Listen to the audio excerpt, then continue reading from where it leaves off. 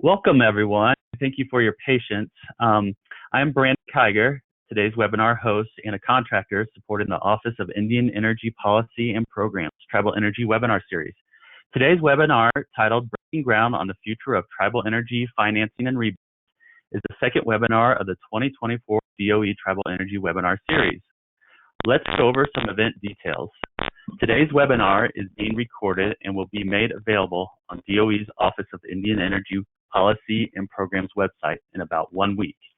Copies of today's presentation slides will be posted to the Office of Indian Energy's website shortly after the webinar. Everyone will receive a post-webinar email with a link to the page where the slides and recordings will be located. Because we are recording this webinar, all phones have been muted. We will answer your written questions at the end of today's final presentation. However, you may submit a question at any time by clicking on the question button located in the webinar control panel on your screen. Let's get started with opening remarks and presentation from Lizana Pierce. Ms. Pierce is a senior engineer and the deployment supervisor for the Office of Indian Energy Policy and Programs duty stationed here in Golden, Colorado. She is responsible for the execution of the deployment program while is national in scope. Specifically, the deployment program includes financial assistance, technical assistance, and education and outreach. She also implements national funding opportunities, administers some of the resultant tribal energy project grants and agreements, and she has nearly 30 years of experience in project development and has been assisting tribes in developing their energy resources for 25 years. Ms. Pierce holds a Bachelor of Science degree in Mechanical Engineering from Colorado State University. Lizana, the virtual floor is now yours. Thank you, Brandon, and hello and welcome, everyone. I join Brandon in welcoming you to today's webinar. This webinar series is sponsored by the Office of Indian Energy Policy and Programs, otherwise referred to the Office of Indian Energy.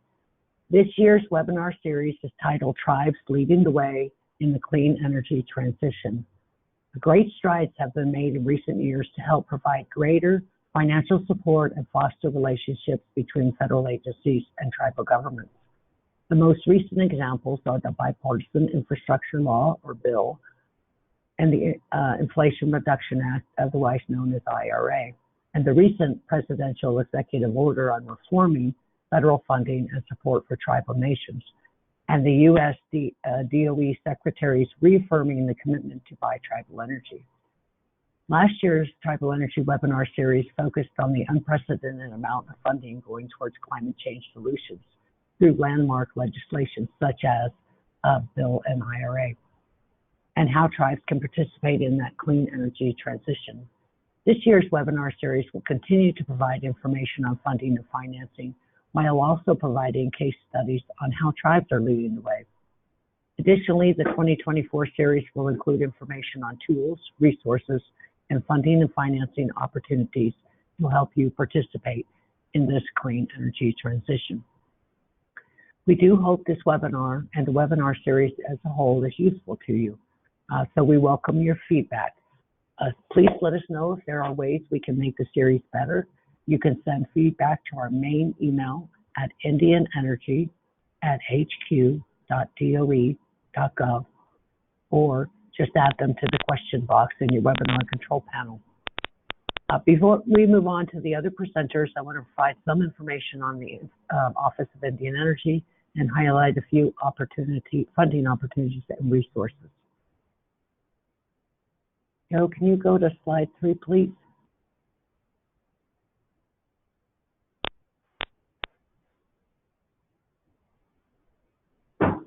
Oh, sorry, slide 8. I'm sorry. Before we get started, let me just introduce you to our leadership. Wahela Johns is from the Navajo Nation. She is our director. And David Conrad, a citizen of the Osage Nation, is our deputy director. Next slide, please. Here's the picture we took at the end of August of 2023, which includes our leadership shown in the front and our federal staff and contractor support. The office has grown since then and now consists of 20 federal employees, including 1 detailee and contractor support. We do have members of our team are located in DC, and many of us in Colorado, and spread across the U.S., including Florida, Oregon, Oklahoma, Wyoming, Nevada, North Carolina, Arizona, and Alaska, and I'm sure I missed a few of those. But we have a very diverse group with a variety of backgrounds and collectively many, many years of working with tribes. Within our team, we have members or citizens of the Navajo Nation,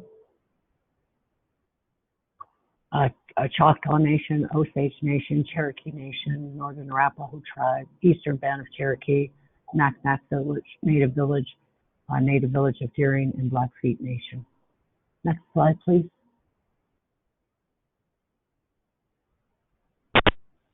So, as advocated for and by the tribes and incorporated in the Energy Policy Act of 2005, the Office of Indian Energy was created. It was at the time one of about a dozen assistant secretarial level offices within the department. That's since grown with the advent of bill and IRA. But the office is authorized under the Energy Policy Act of 2005 and is charged by Congress to promote Indian energy development, efficiency and use, reduce or stabilize energy costs, enhance and strengthen Indian tribal energy and economic infrastructure, and to bring electric power and service to Indian land and home. On the right side, you'll see a variety of pictures, examples of co-funded projects the Office of Indian Energy has had the pleasure to fund. Next slide, please. So a little on the deployment program. We execute financial assistance, typically through competitive grants, technical assistance, which is offered at no charge to Indian tribes and tribal entities, and education and capacity building. These three prongs are intended to assist Indian tribes and tribal entities overcome the unique regulatory, technical, and economic challenges to developing their vast energy resources if and how they so choose. Next slide, please. And just a little bit on the technical assistance side, the goal of that is to address a specific challenge or fulfill a need that a tribe or tribal entity has, and result in a tangible product or specific deliverable that you can use to help move your project forward. Generally, technical assistance is in the following categories: clean energy planning, energy efficiency assessments, resource assessments, clean energy project planning, building codes, and utility formation. Next slide. Here you see an interactive map. It's on our website. You can read about each and every one of those projects that we funded. But last year in 2023, the office committed $75 million to 23 tribal clean energy projects across the country. This builds on the over $120 million in more than 200 tribal energy projects across the contiguous 48 states and Alaska, collectively valued at $215 million. Through these grants, the office continues its efforts in partnership with Native communities to maximize the deployment of clean energy solutions for the benefit of American Indians and Alaska Natives. For the hardware deployment projects, they have had tangible benefits in over 100 Native communities and resulted in nearly 46 megawatts of new generation, over $14.4 million collectively saved every year, and it's estimated that over the life of those systems, $317 million will be saved for those communities, which results in a savings of $3.38 for every dollar that DOE invests, and collectively they will impact over 8,800 tribal buildings across the country. Next slide, please. Just a little bit on the competitive process. Between 2010 and 2022, we had 18 funding opportunity announcements with nearly 700 applications valued at nearly $750 million. We have, based on appropriations, had the ability to fund about 32% of those applications, which I think is a pretty good percentage.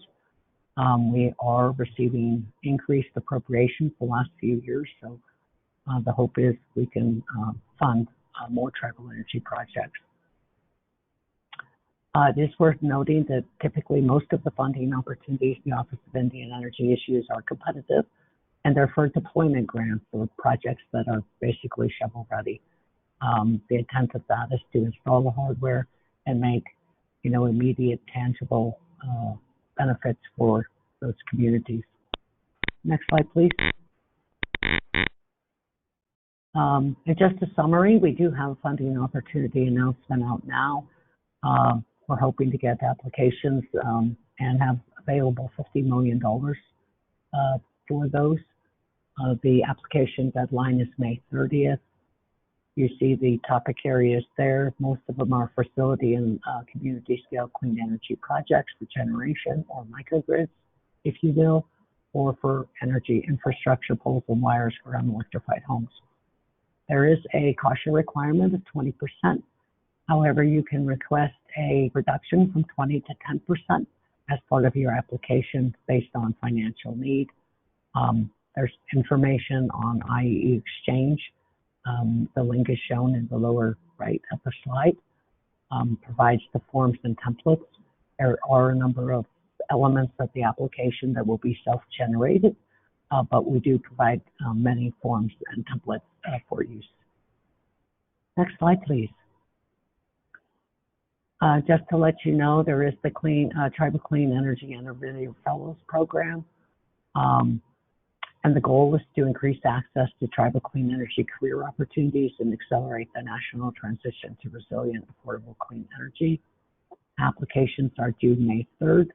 And for more information, you can see the Indian Energy newsletter or current funding opportunities page at energy.gov/Indian Energy or under our news and blog section. Next slide, please. We do have a written sort of a funding flyer, if you will, that goes out weekly with any updates. These are examples of some of those upcoming opportunities.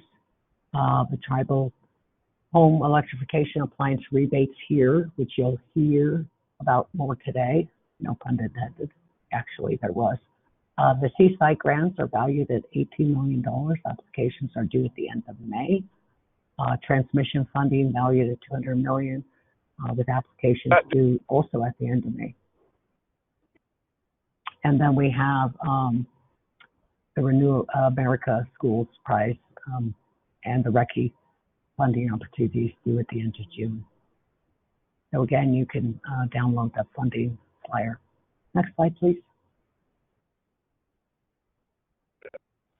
Just a few more examples.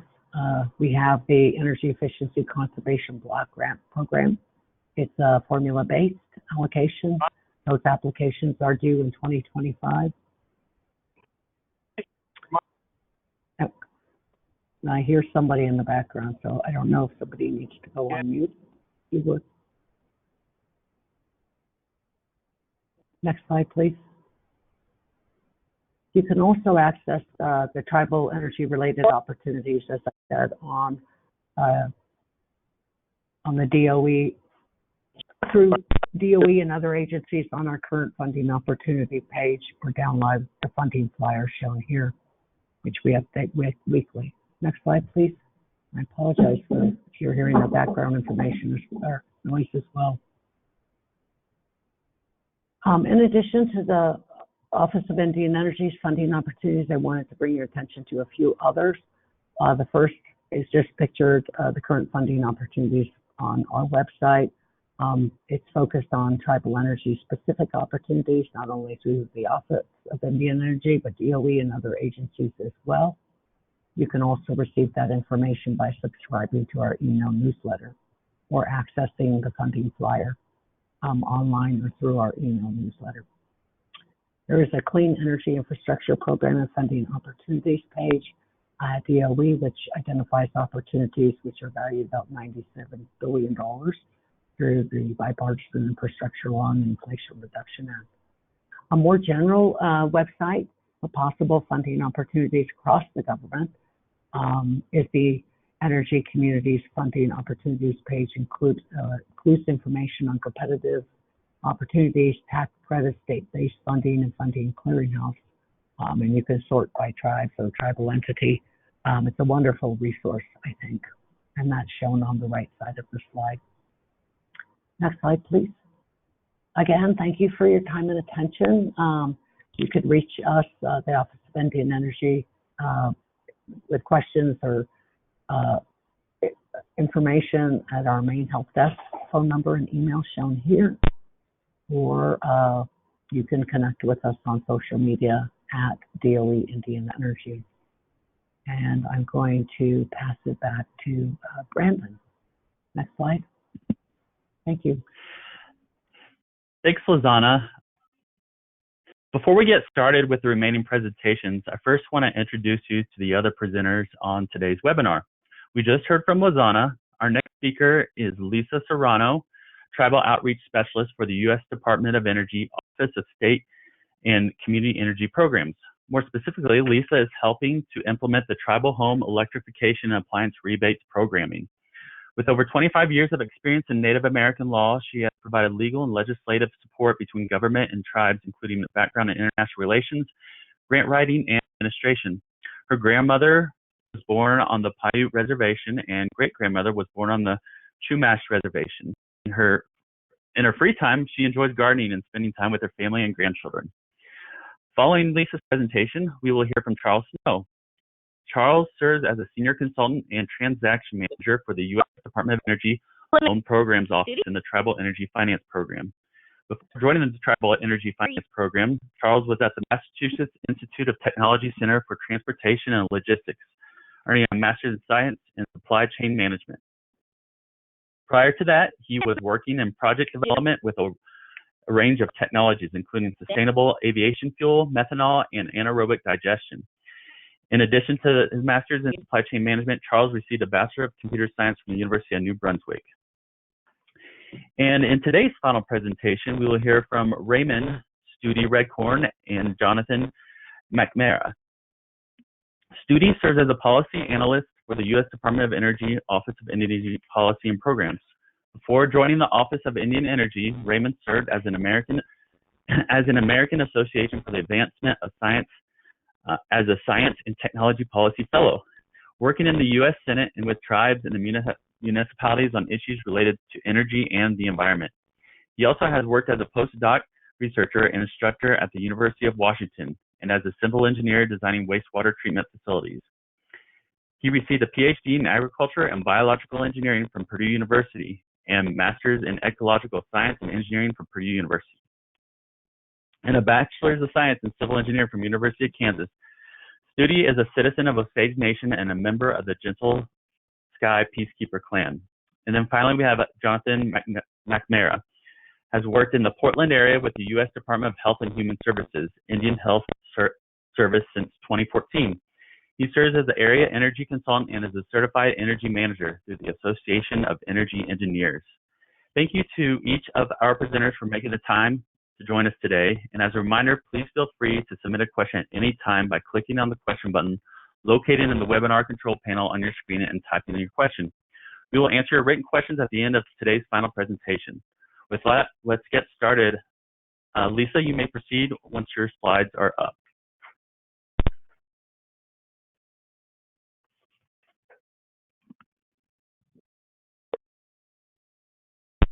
Good afternoon, everyone. My name is Lisa Serrano, and I'm with the Tribal Home Electrification and Appliance Rebates. Today, I will provide an overview of the program, discuss tribal engagement and lessons learned, and also discussions and Q&As at the end. Next slide, please. The name of the program is actually Home Electrification and Appliances Rebate Programs for Indian Tribes. Next slide, please. Just recently, we attended the Indian Energy Summit in Temecula, and these are pictures that were taken. Here we have our program manager, Karen Zilmar, and Keisha, our director. This is myself here on the right hand with the coat. I wasn't, and the rest were just colleagues throughout other tribal SCEP programs. Please go ahead, next slide. A slight overview of the program is as such. The IRA was released in 2022, where the tribes were allotted $225 million and to be distributed among the tribes, which is Alaska and the lower 48, a total of 774 tribes. The kickoff to apply for the funding was April 4th, 2024, just recently. The deadline to apply for the funds will be May 31st, 2025. And those dates are real critical due to the fact that should the tribe not apply, the funds will be forfeited and roll over to other tribes. And so we're keeping a track on that date, which we'll discuss more in the presentation. The goal is to develop, implement, and subsidize residential electrification and appliance upgrade projects for tribal and Alaskan Native households. The tribes and the Alaskan Native corporations may use the funds to provide rebate to households. It will also help household bundle funds, and there will be a verified quality installation and documents where we discuss more. Next slide, please. 3 of the benefits that we're going to be discussing is the home energy rebates will help household save money on energy bills, improve comfort, reduce indoor and outdoor air population, also support a stable power grid. Next slide, please. Currently, many tribes have been asking, what is this allocation and what are we allowed to do with it? This is a grant. It is not a competitive grant. The tribe will just apply. It is an 80-20, an 80% procurement, 20% admin. And here is what is going to be allowable to purchase with the 80% procurement portion.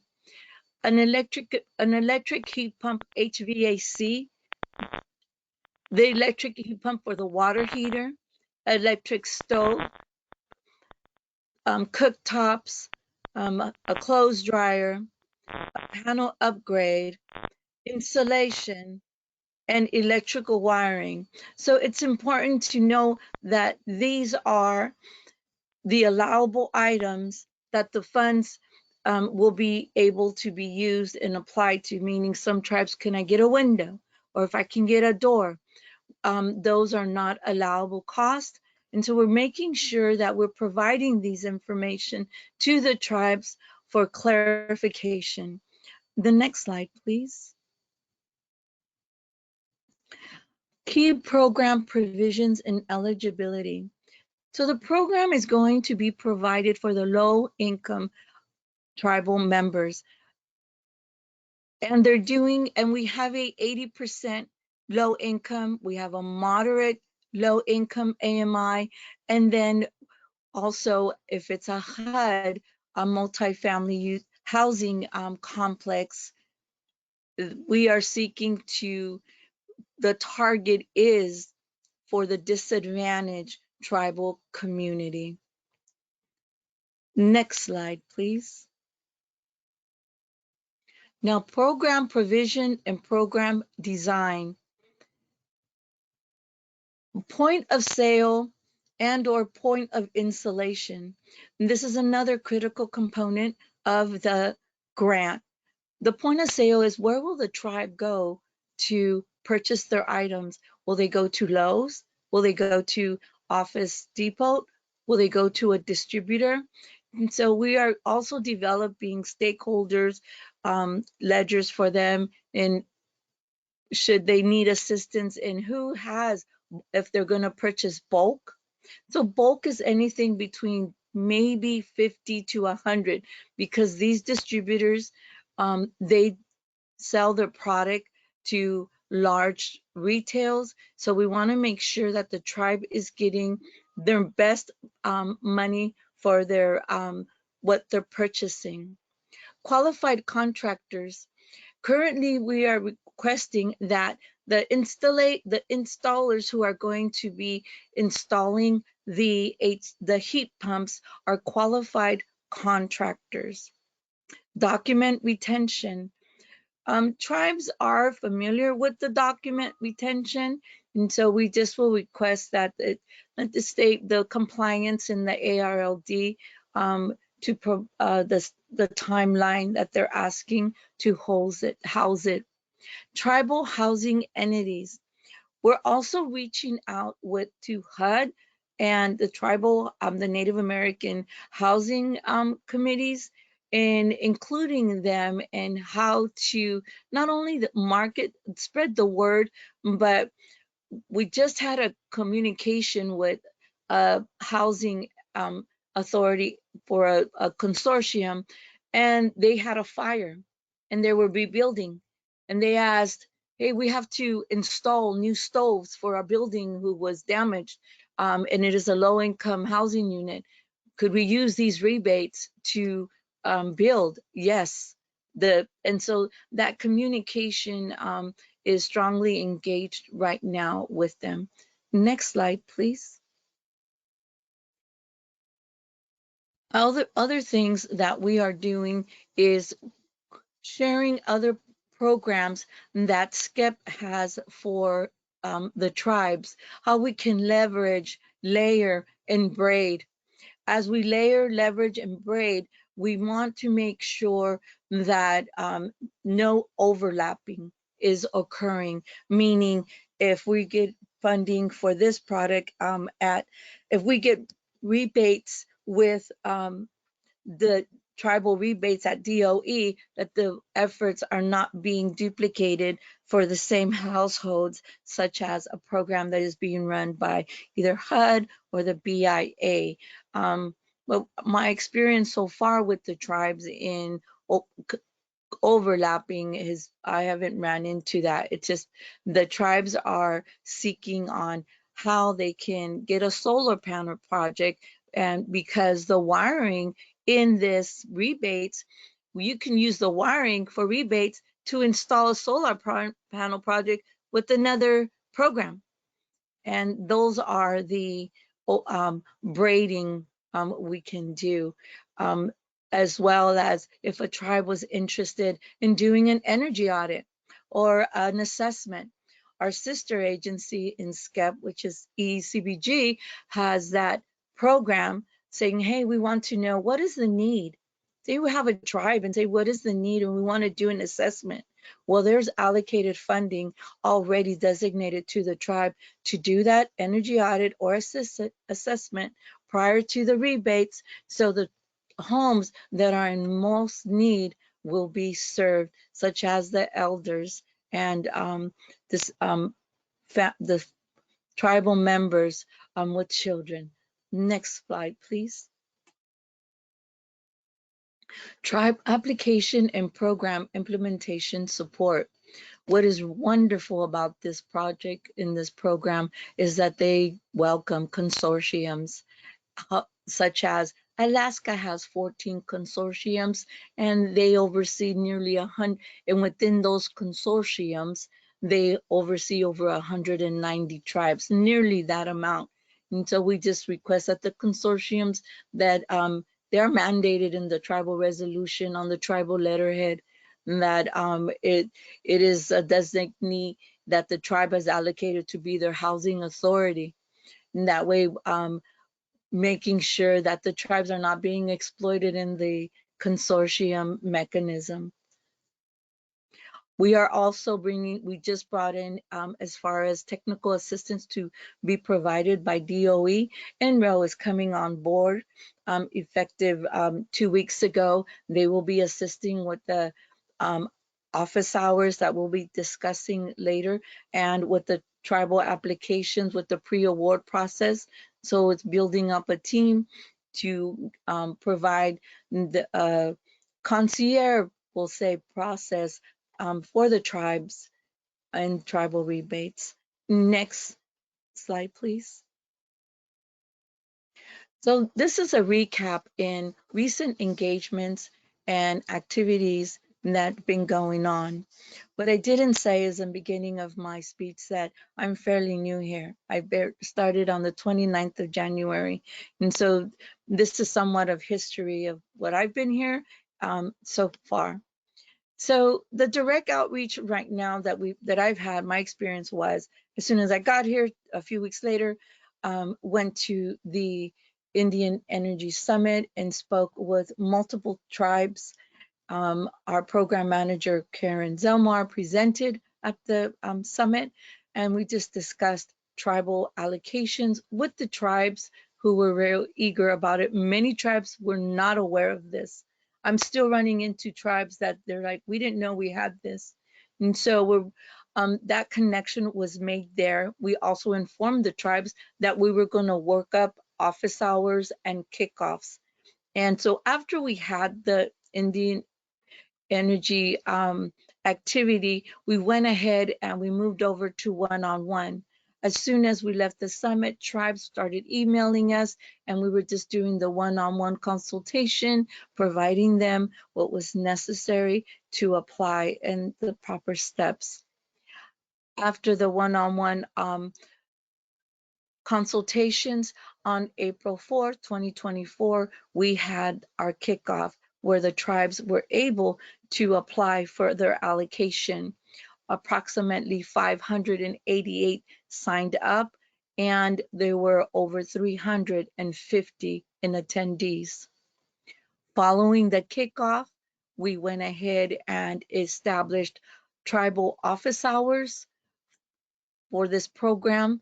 Our first office hours kickoff was in April 16th, and we recently had to go weekly because of the tribes who are attending. We're nearly at 90 right now per office hours of tribes attending, so we're going to have to figure out, we're working logistics right now, but it is very successful. Technical assistance is being provided in lieu of, for example, the sample application, a sample narrative. So they need any kind of templates that are programmed to the tribal rebates application. We're just trying to build the tribes up for a success. Next slide. Next slide. So engagement with DOE and other governments, other federal governments right now. We're deep in collaborations with the state, as far as states are requesting how can they go about working with the tribes and getting their rebates out. So we're trying to establish their inner council tribal committees are working with the tribes in their rebates. Conversations we have, such as today where we're doing a presentation, also just had a White House presentation with the BIA earlier this week, and we're just getting the word out, cross-sharing our activity, and if they have other tribes that they want to, we try to share our programs and share our information. We do have regular calls with the HUD staff.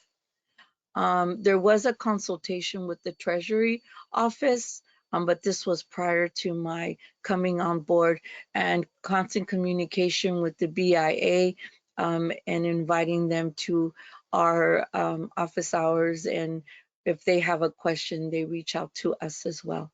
Next slide, please. Now, this is Nathan, who is our technical assistance on behalf of NREL, and he is coming. He's already on board. He lives in Alaska, therefore has a very thorough demographics knowledge of the need and the shipping and the cultural time, meaning when their tribes are fishing, when's the best time to work on the grants, because when the ice melts and they go there fishing. So it's really good, not only that it's NREL, but this individual lives in Alaska, lives and breathes Alaska, literally. Next slide, please. So as far as additional resources, the website, the tribal website, when I came aboard, we had to make some adjustments, and we still are. We're making sure that the ARLD, which is also known as the FOA, is clear and present. And then below that, we're making sure that the mandatory forms fall in sync for the tribes, so they don't miss anything and their application does not get kicked back due to not setting up in Page or Fed Connect. And so this to streamline that, and then also there's resources under the mandatory forms. I'm in closing here in the on this page that this is where our website is, and then that we have a getting started checklist. And we created like a one-pager fact sheet for the tribes for questions, but not just for questions, for everybody, user-friendly, so the tribes can, for a tribe or an agency, a clear communication of what this is, what's allowable, what's not allowable. Again, putting that May 31st, 2025 in blinking letters somewhere that applications must be submitted by that date so the tribe does not forfeit their funding. Please feel free to, the slides are being provided to your leisure. Please feel free to reach out should you have any questions. Thank you.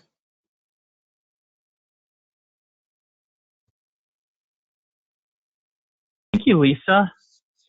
And we have several questions coming in, but we will get to those at the very end of the webinar. So thank you for submitting these questions. Next, we have Charles Snow with the Tribal Energy Finance Program. Charles, once your slides are up, feel free to begin.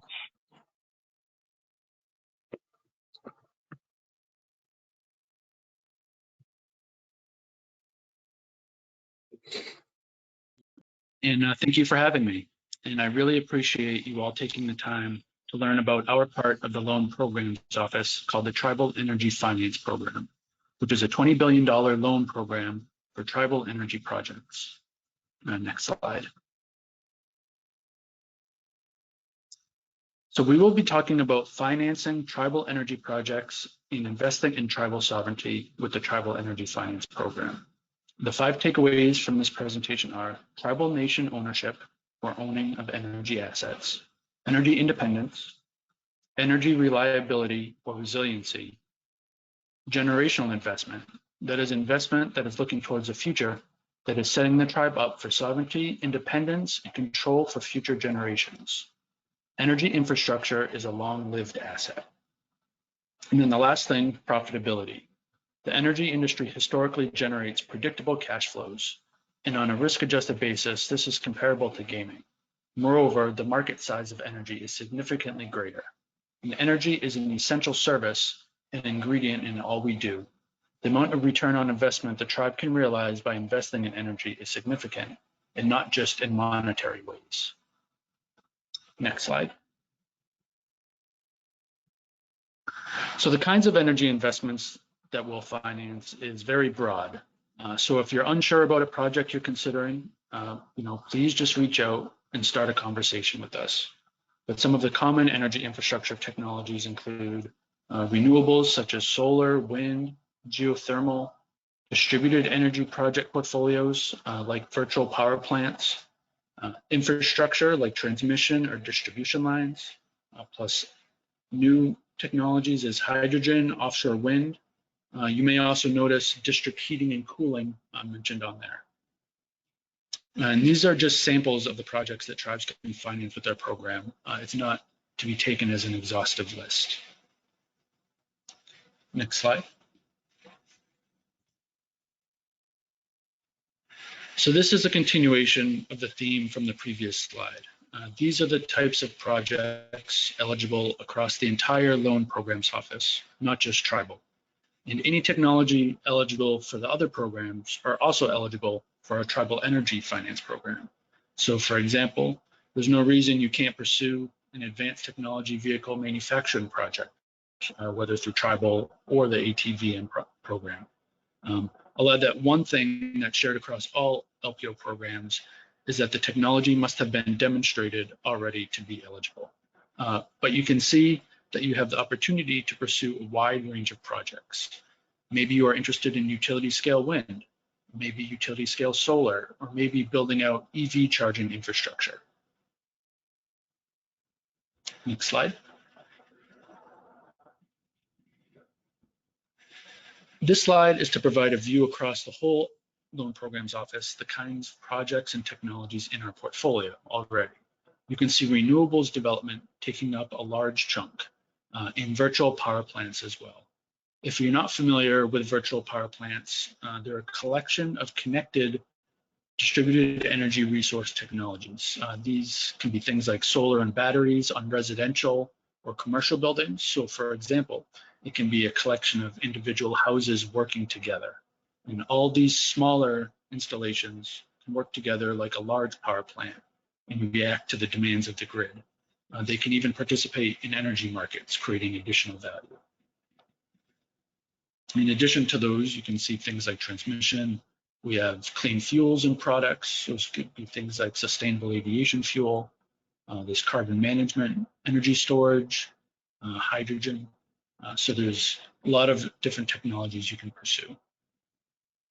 Next slide. So back to our $20 billion loan program designed specifically for tribes and tribally owned entities. So there are 5 must-haves. The borrower has to be a tribe or a tribally owned entity. 2, these projects can be located on or off Indian lands. If the project is off Indian lands, then the borrower needs to be wholly owned by a tribe. If the project is on Indian lands, there's flexibility in the ownership structure, but a tribe still needs to be to have ownership. You're allowed to partner with non-tribal entities if you wish, but like with everything, if you're unsure, like a proposed structure, just please reach out to us. Number 3, the project has to be financially viable, or as we say, has a reasonable prospect of repayment.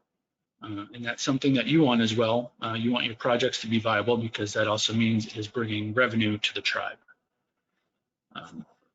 For the project itself is used as collateral, so the tribe is insulated. And then 5, just that the project is an energy resource or energy development project. And as you saw earlier, there's a lot of ways to satisfy that in being an energy project. Even some ways that maybe you weren't thinking about, like the district heating or cooling. Okay, next slide. So as I mentioned, the Tribal Energy Finance Program is being implemented in the Loan Programs Office, which is a division of the Department of Energy. And it can be thought of as the Energy Public Policy Bank of the US government. And in the Tribal Energy Finance Program, we are focusing on tribal energy investments. LPO's mandate is often understood to be a bridge to bankability for underserved borrowers, breakthrough projects and technologies.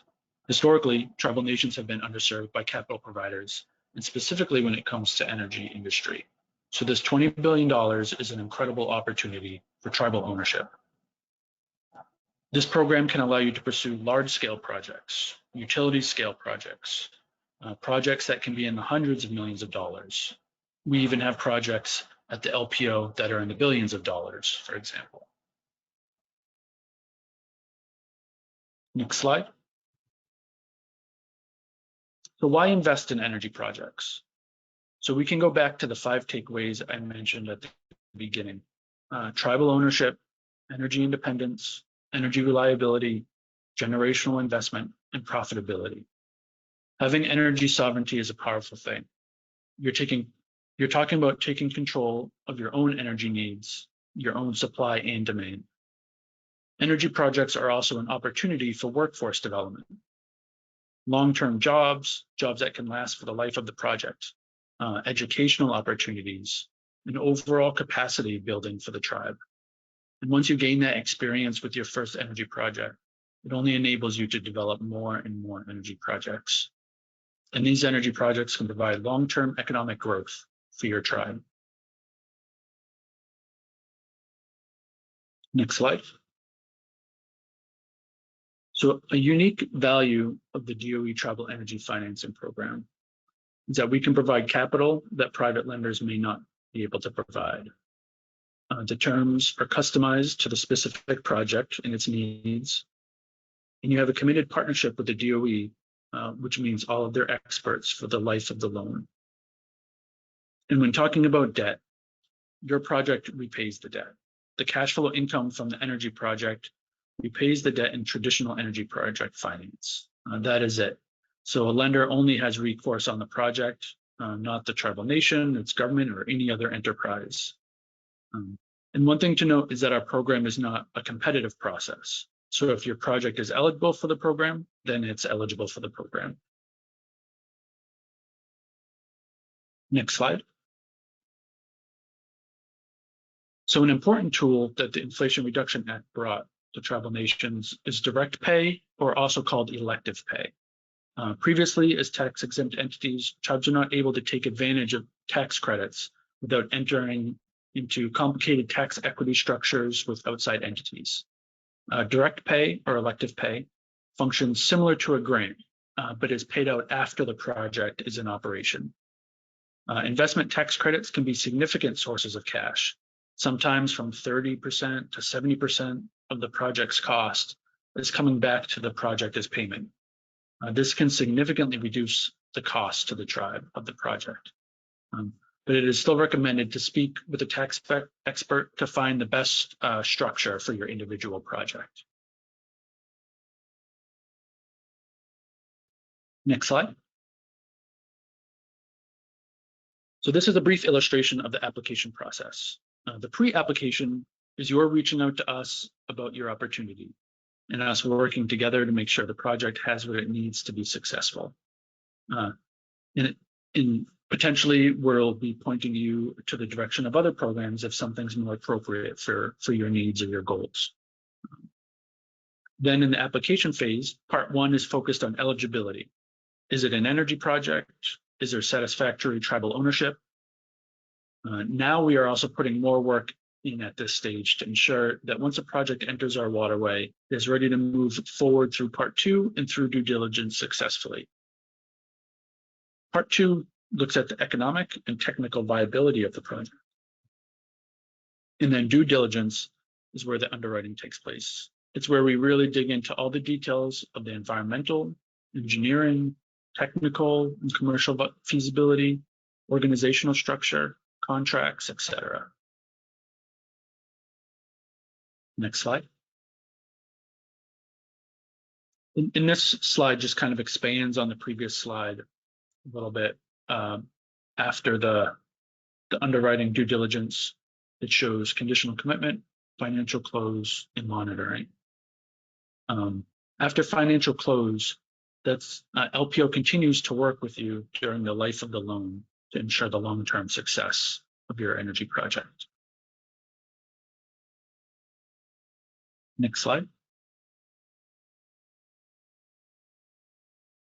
So our program can provide direct loans or loan guarantees.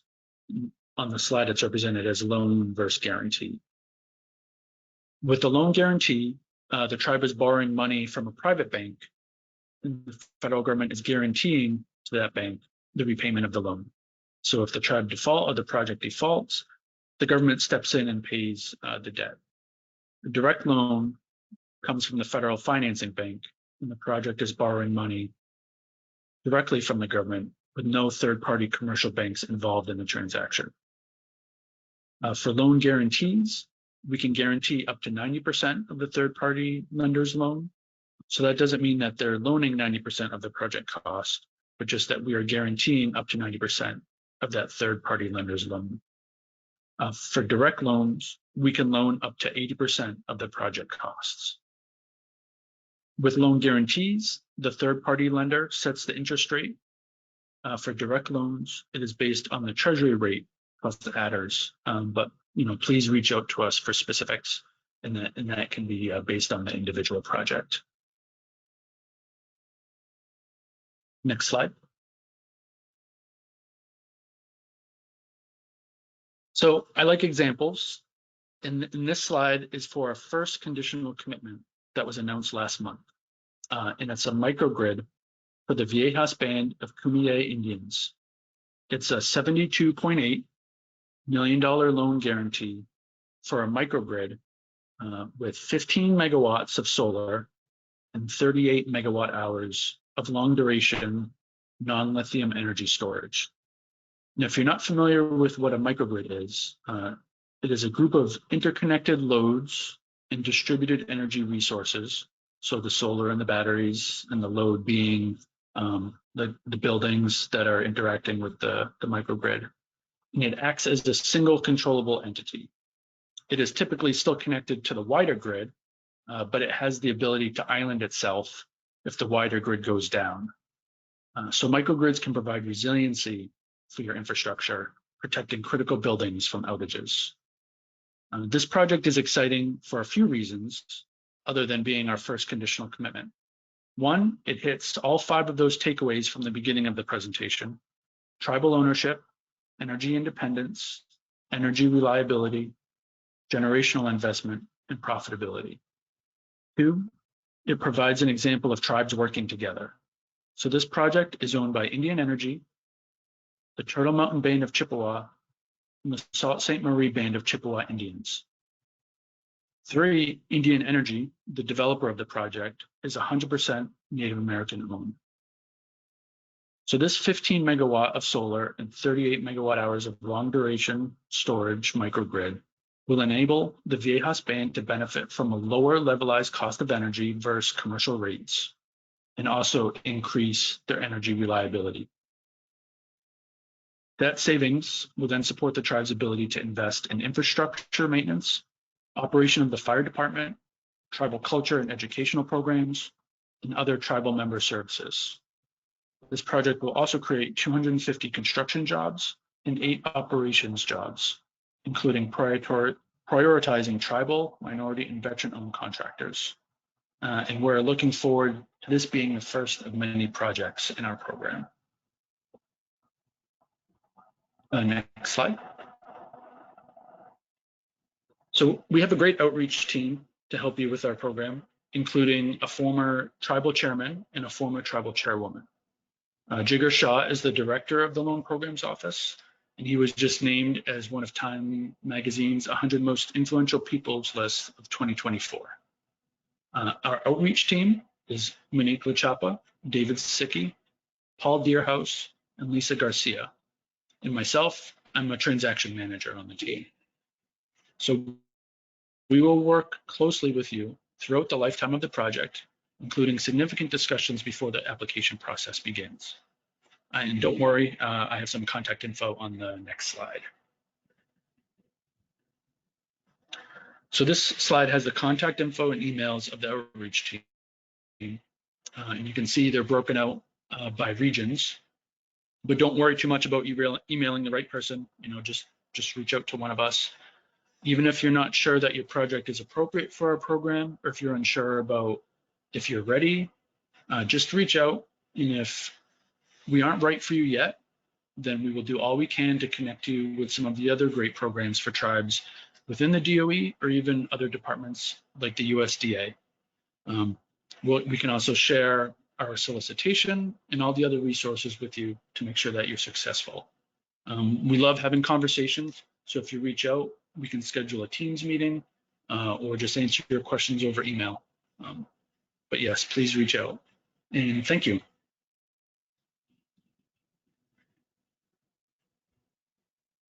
Thanks, Charles. And that is exciting news about getting the first conditionally approved tribal project there. So it's very exciting.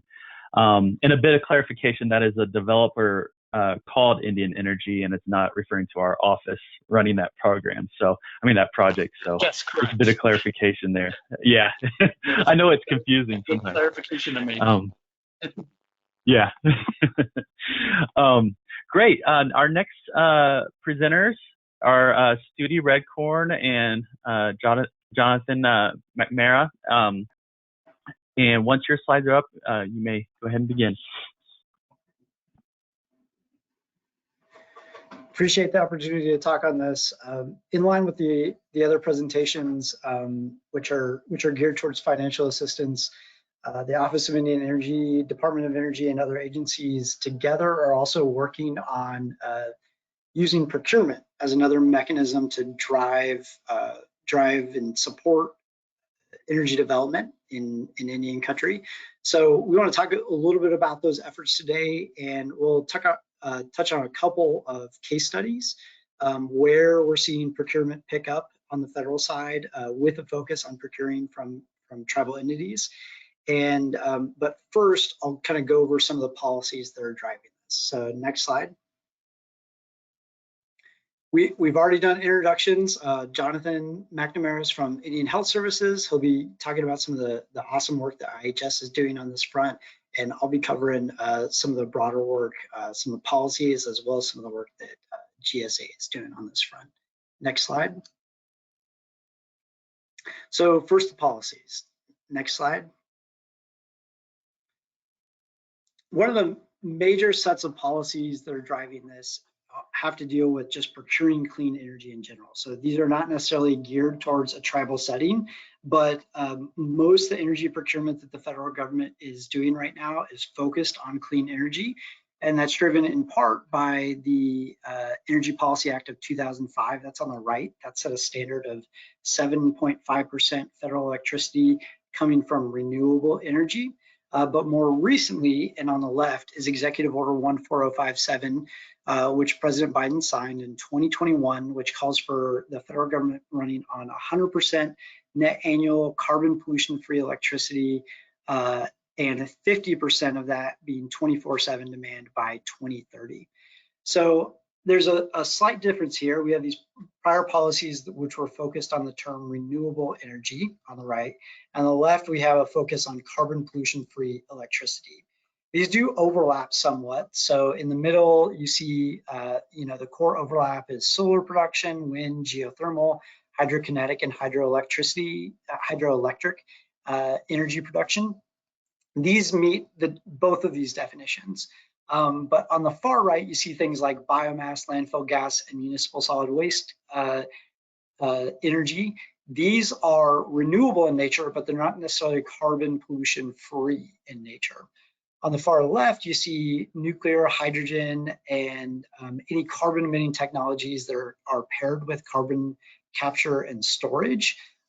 Those can be natural gas with carbon capture and storage, even coal generation with carbon capture and storage. These are not renewable in nature, but they are carbon pollution free.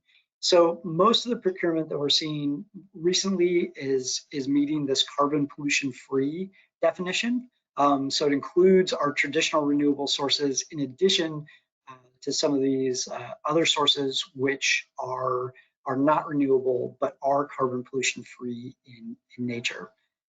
Next slide.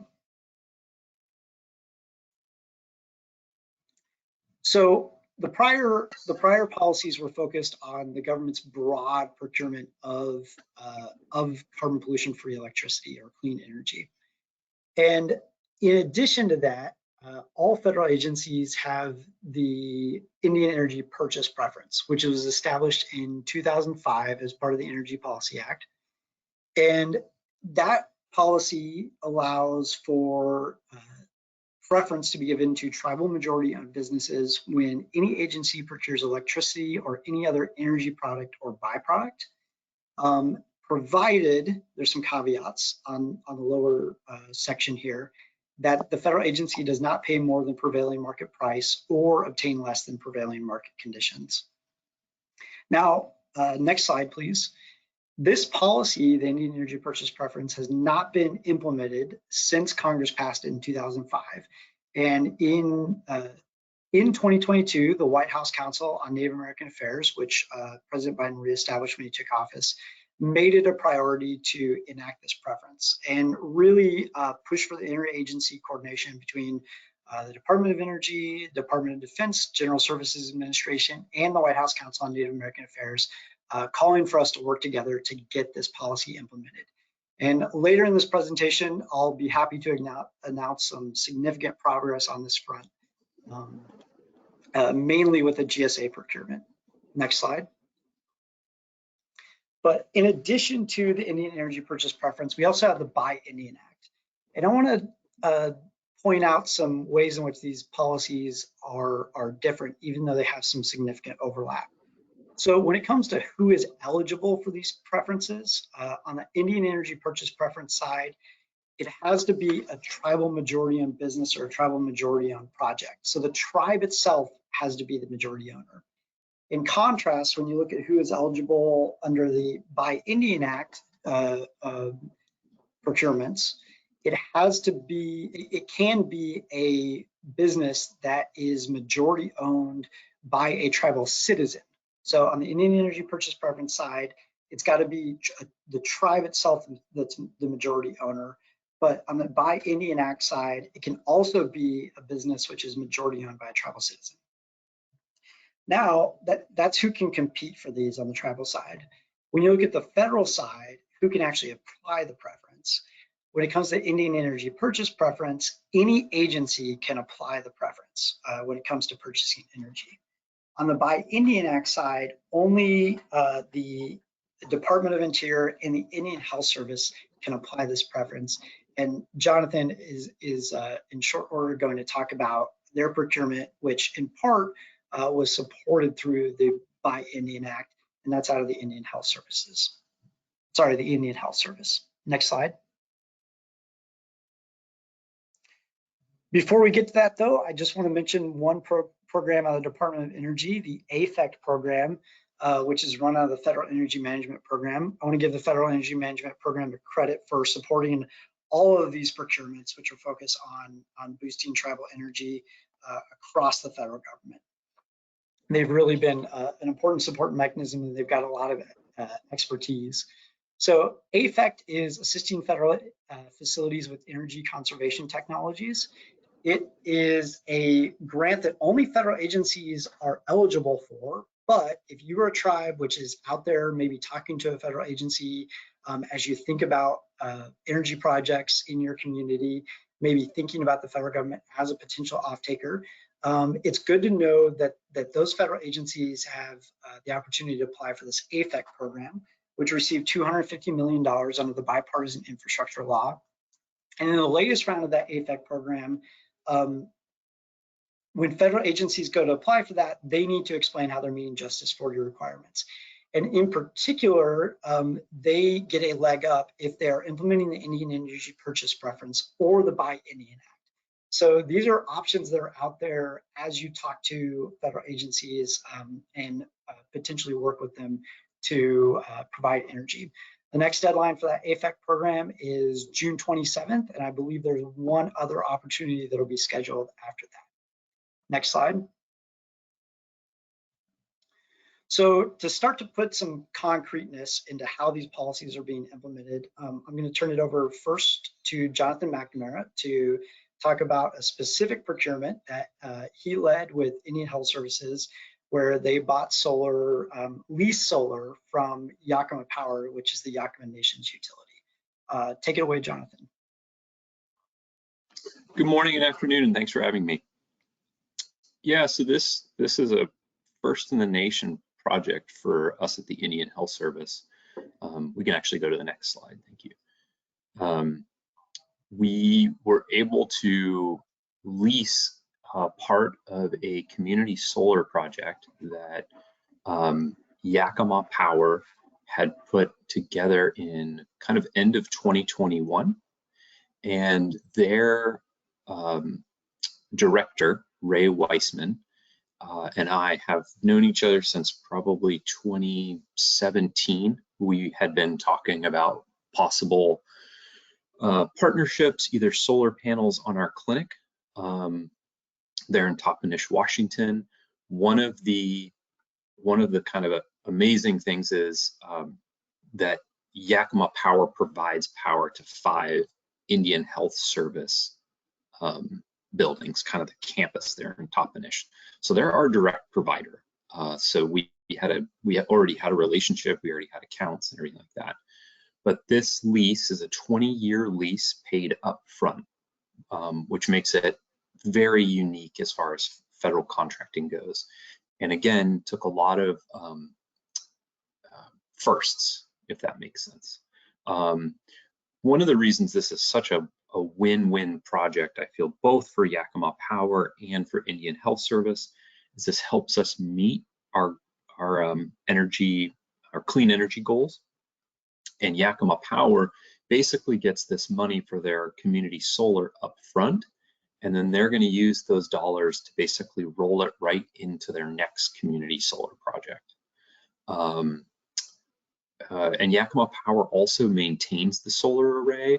They also have like nice fencing around it. So again, we don't have to worry about cleaning panels. We don't have to worry about maintenance on panels. You know, the power company is doing that, who really, you know, they're kind of the experts on this. The other exciting part is over 20 years, we estimate that it'll cover about 9% of our service units' energy bills from solar power as far as like net metering. Next slide, please.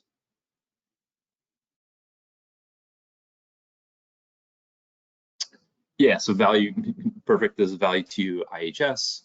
Again, the interesting part about this too is the billing, it's credits. So they just measure what the system produced and they reduce that from our current payments.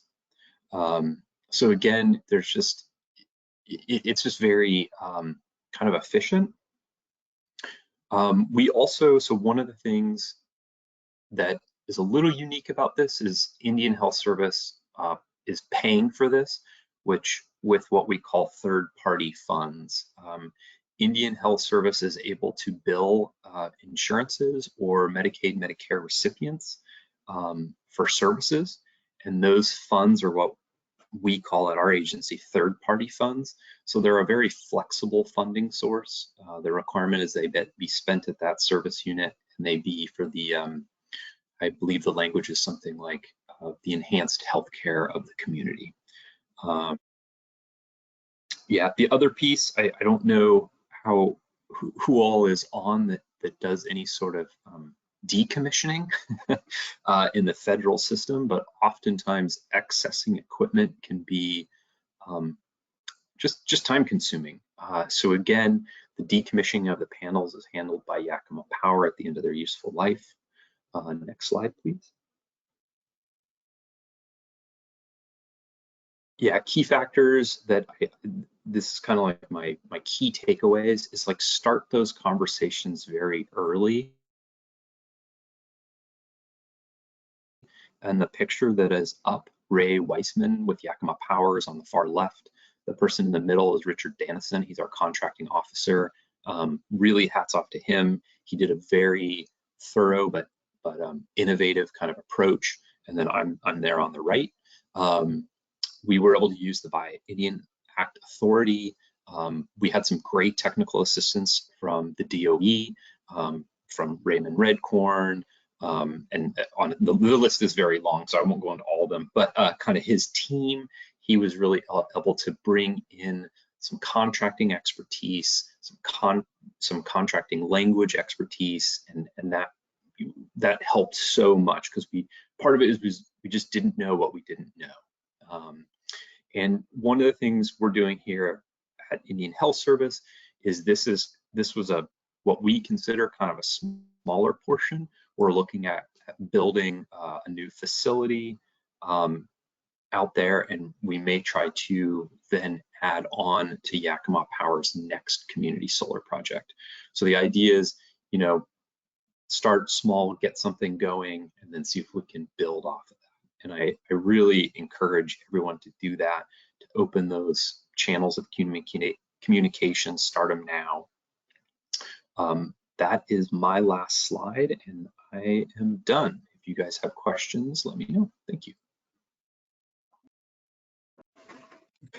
Thanks for that, Jonathan. And as we go to the next slide, I'll say that the Federal Energy Management Program is who we bring in from DOE in these situations, and they have a lot of expertise when it comes to these contracting, and they're sort of behind the scenes supporting a lot of other agencies in pushing for these policies. Next slide. So now we're going to switch gears from a project which was supported by the Buy Indian Act to an open solicitation which is supported under the Indian Energy Purchase Preference. And this solicitation is for energy attribute certificates from tribes or tribal majority owned businesses.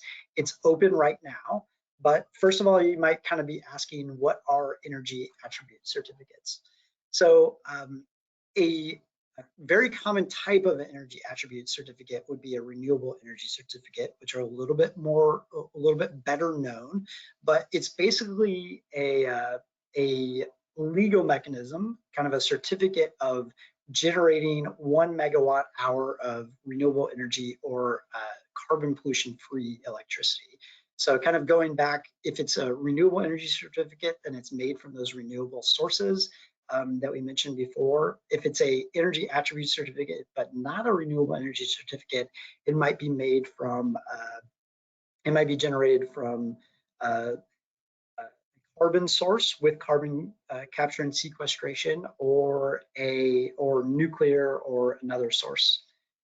So these come with certain attributes with them. So each certificate represents 1 megawatt hour of clean energy production, but oftentimes they come with specific technologies that are associated with them, or come from specific locations and specific times that are associated with them. So that certificate is going to say, okay, we verify that you know, this much power was produced with this technology at this location at this time.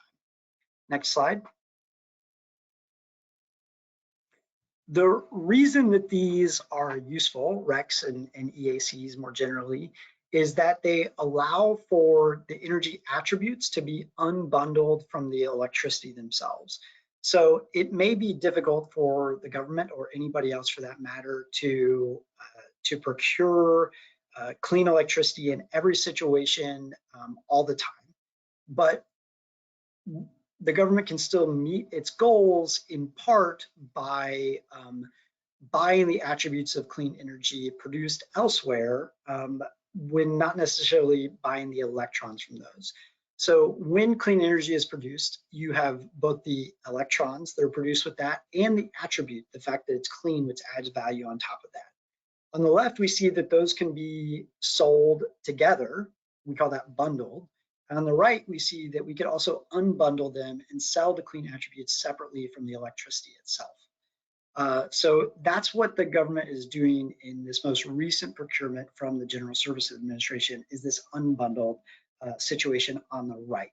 So the government is saying, hey, tribes out there, we want to use the Indian Energy Purchase Preference to buy the clean energy attributes which are already producing, in order to A, meet the goals of running the government on clean energy, and B, support energy generation under tribal sovereignty, where we know that it's going to lead to the best outcomes for Indian country.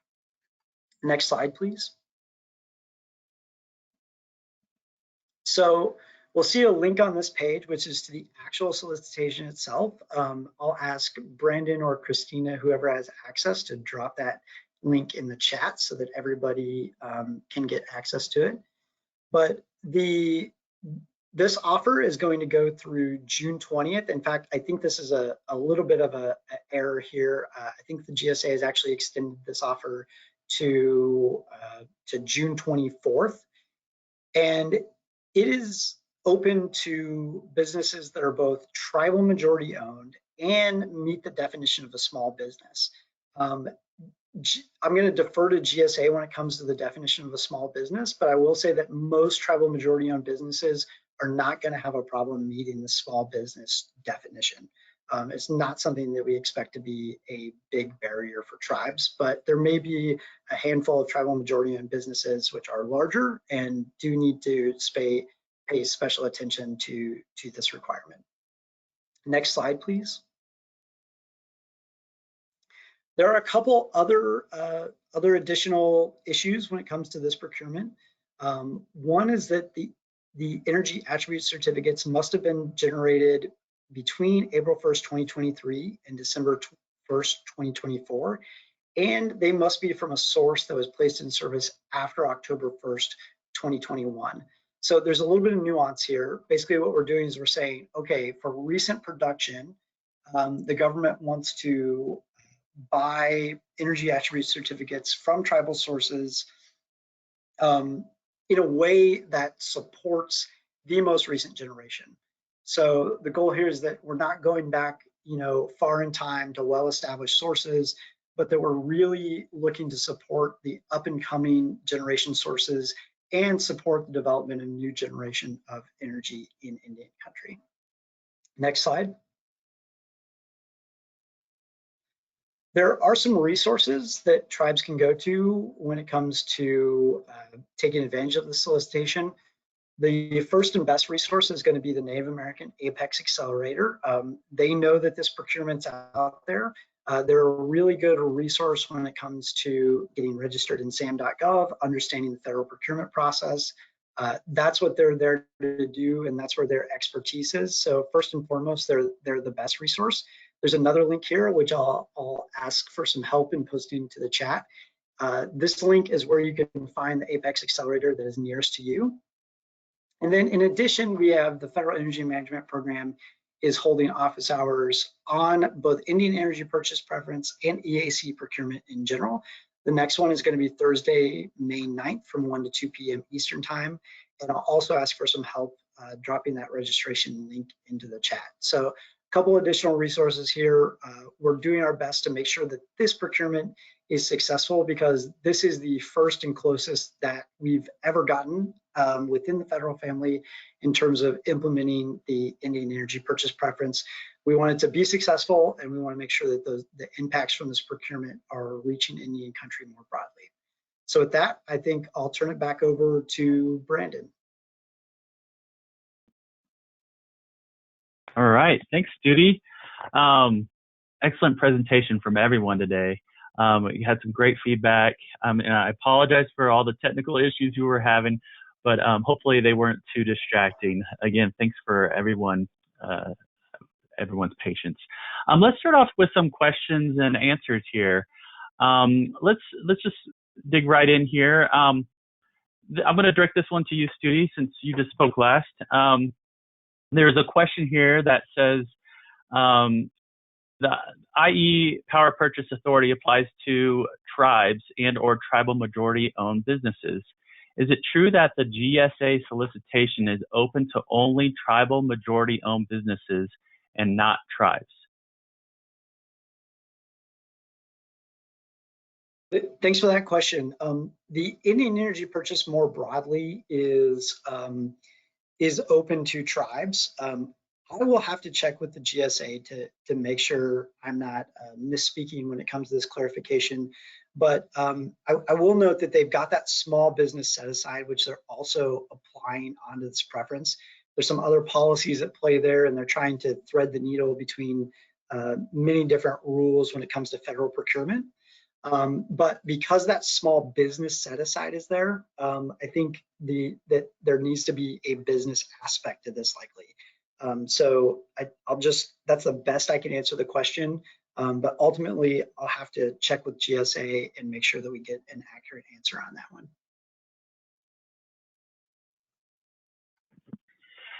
All right, thanks, Studi. Lisa, are you there with us still?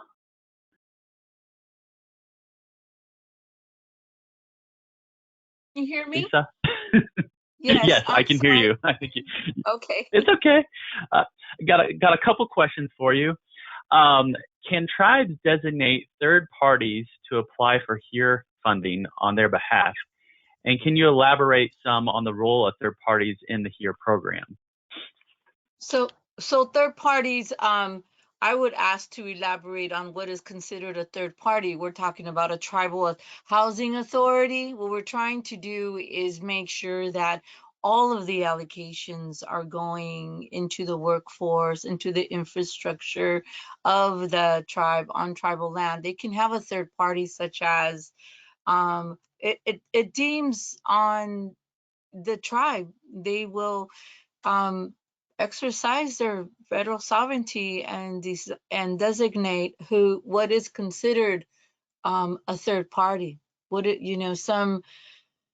that's a vague question. So it would be like a tribal housing authority that's already implemented and constituted in tribal constitution and tribal law. So in their resolutions. So it just depends, what are we talking about when we're relating to third party? But most tribes have their housing departments or housing authorities, and they're part of the they're able to process their applications with authority of the tribe.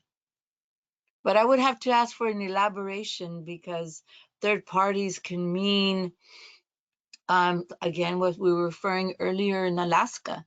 There's 14 consortiums among nearly 190 tribes.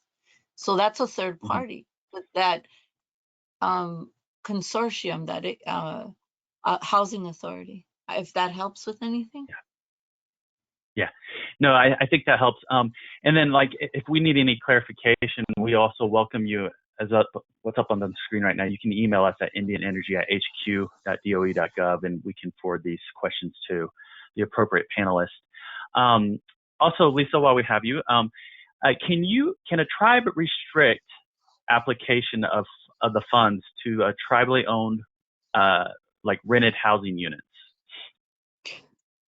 Yes, if the tribe would like to restrict, meaning, so this is the tribe's fund allocations. This says they get funding from the Bureau and Treasury. The tribe has they have full authority how they will distribute this. If they say we will have this restriction, therefore those restrictions are staying in place, we will not, there's no oversight on how the tribes allocate funding, because again, due to federal sovereignty, it is upon the tribes execution decisions. Okay. Yep, that makes sense. And is there a Buy American restriction in the execution of these funds? And that's There is you, a 5-star. There is that golden where it's clean energy, that 5-star, that it's in, it is required to have that, if you've seen that star, when you go buy a refrigerator at Home Depot or have you, and it has that clean energy star, and that is the restriction. Okay, so the Energy Star program, right? Yes. I think is what you're referring to. Yeah, cool. Yes. And then, yeah, a lot of questions for you. Sorry, Lisa. That's okay. I'm happy. Yeah, it's important that we get this out. Yeah. So a quick clarification. Do we have, this was a question of, if they apply for technical assistance, do they get a sample narrative document in order to get the sample narrative document? Yeah. Right now, they are, we're having our NREL develop that, and it should be posted, I think, within a week or two. But yes, we are providing samples, narratives, a sample consumer protection plan. There's literally that TA, that tribal TA, on the spot. Yes. Okay. And Charles, let's get to some questions for you. Just making sure, Charles, you still there?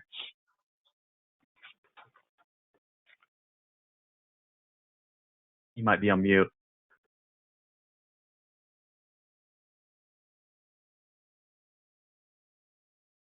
Charles?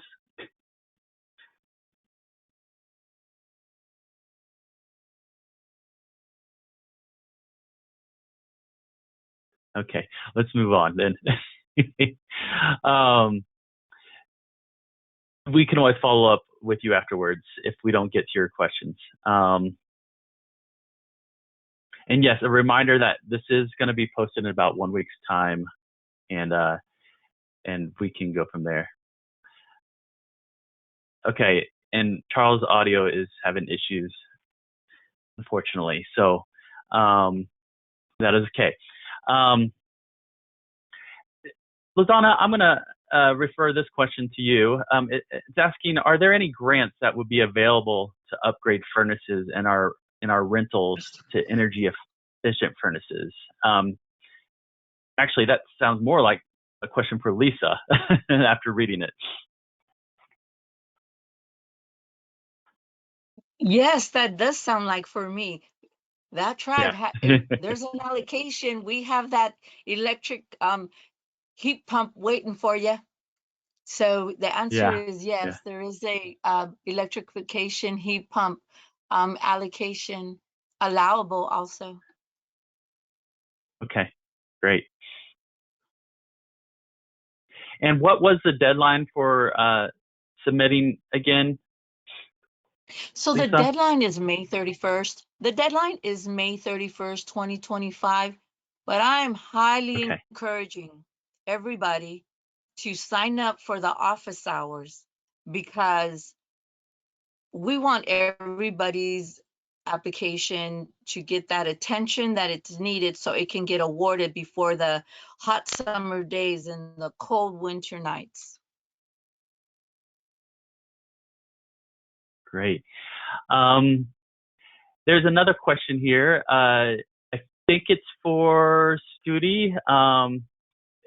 Uses an acronym I'm not familiar with, but it says, would a for-profit village corporation be eligible as a SB? Is that referring to small business?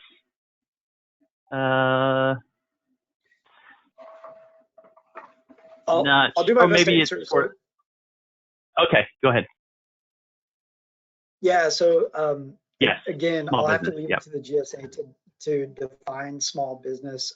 I believe that they've set a standard of less than 1,000 employees is the basis. So it is kind of assuming that a lot of village corps would meet that definition. So I think it is likely, but the situation is really going to be specific to each tribal majority-owned business. But in general, village corporations, to my understanding, are eligible. They do meet the definition of a tribal majority-owned business.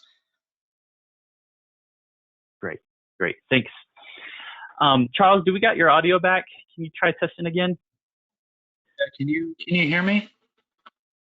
Yes, we can hear you now. Okay, great. Glad you could get back on. Yeah. There was a question that came in. How can a project be owned by a tax-paying entity and two non-taxpayers like tribes while also qualifying for the investment tax credit? This person's understanding is that these types of partnerships are disqualified from receiving both direct pay and the traditional ITC. My understanding is that that is correct, that as of now, with the latest guidance, that a partnership between a tax-exempt entity and another entity can't get the direct pay, but they're still eligible for the investment tax credits. They would just have to do the kind of that still structure of like a tax equity structure. So it's not that they're not eligible for the investment tax credits at all. It's just that in the partnerships they're not able to do the direct pay. Okay. And Okay. you may want to check, I'm not sure. Transferability may be an option that they can still do. And that's different in that you don't need to create that tax equity partnership. You're more just kind of selling those tax credits, but I'm not sure if those are affected by the partnerships or not. But the main point is that, yeah, it's still eligible for the investment tax credits. You just may have to do a different structure. Okay, got it. And is that something that, like, if someone like were to approach your office, would they, like, is that a discussion that could be had in those kind of pre-application phases that you were talking about? Yeah, definitely. And if it's something that Okay. we can't answer, maybe we can discuss or look to find our resources at Treasury, or depending on the specific project, maybe we may have to recommend speaking to a tax specialist. But those are the types of questions that, yeah, we would try to be answering for them. Okay, cool, thanks. Another question for you, Charles. Are tribally designated housing entities eligible for the loan program? So I'm not really familiar with those entities, how they are, but if that entity is owned by a tribe or is owned by an entity that's owned by the tribe, then they could be eligible for the program if they're doing an energy project. Okay, got it. Okay, thank you. Let's see here. We are slowing down on questions right now. Lisa, is there a letter of intent required? I remember talking to you about this. Right. So no, it's not. It's actually being phased out. It was utilized in the beginning just to keep track of who was interested in applying as the portal was opening. But that is being phased out. If you'd like to submit one, wonderful, but it is not part of the application process. And so it's just upon the decision of the tribe. And if you want to submit one, you can do a letter and not add a resolution. However, the tribe wishes to proceed with that. Okay, thank you. And we still have some more time, but I know we are slowing up on questions. And if we don't get to everyone's questions today, we will follow up with you. You can follow up with us through indianenergy@hq.doe.gov. Joe, let's go ahead and move towards concluding today's webinar. I would like to once again thank all of our panelists and our attendees for their participation in today's webinar. Please stay tuned for announcements on future webinars through the Office of Indian Energy website, our email newsletter, and social media. We are also on Facebook and Twitter at DOE Indian Energy. I guess Twitter's now called X. But anyways, thank you again for your interest and attendance. We look forward to joining us in the future webinars, and have a great day. This concludes today's webinar. Thank you, everyone.